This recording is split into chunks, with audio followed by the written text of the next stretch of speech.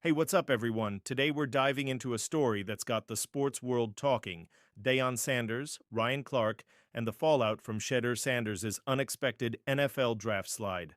Let's talk about the drama, the emotion, and that four-word response that spoke volumes. So here's the deal. Shedeur Sanders, son of the legendary Coach Prime himself, was expected to be a high first-round draft pick. Some even had him mocked in the top 10. But when the dust settled, Shedeur didn't go until pick number 144 to the Cleveland Browns. Ouch. And to make matters worse, his brother Shiloh, he went undrafted entirely. But Deion Sanders didn't just sit quietly and take it. On Asante Samuel's podcast, Say What Needs to Be Said, Prime got real. Like, real. It did hurt. There was some foolish stuff that went on, but it gave them the edge they needed. You can hear the frustration there. But he wasn't done.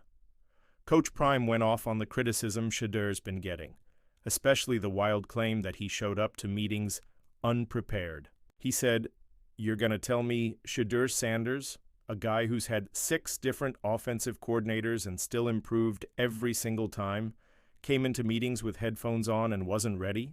That wasn't just a defense. That was a father fighting for his son's reputation. And then, boom, Ryan Clark jumps in. You might know him as the former NFL safety and now one of the realest voices on the Pivot podcast.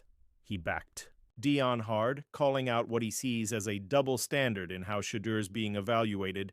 This ain't about talent, it's about perception, and it's unfair. And here's where it gets powerful. Deion sees Ryan's comments. He hops on X, the platform formerly known as Twitter, and just drops this: "Amen, my brother, amen." 4 words, that's it. But man, that hit hard. That wasn't just a thank you, that was a statement. A quiet but forceful pushback against all the noise.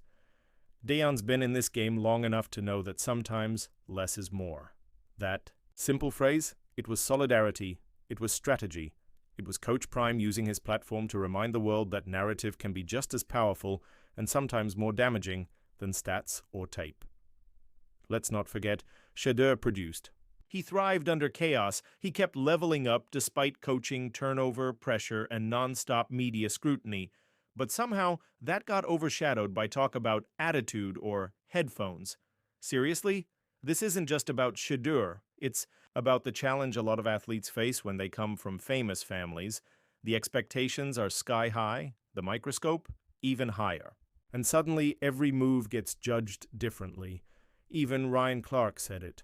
There's a bias in how confident, outspoken players, especially young black quarterbacks, are perceived. And if your dad happens to be one of the loudest legends in the game, that microscope only gets hotter. The message here is bigger than football.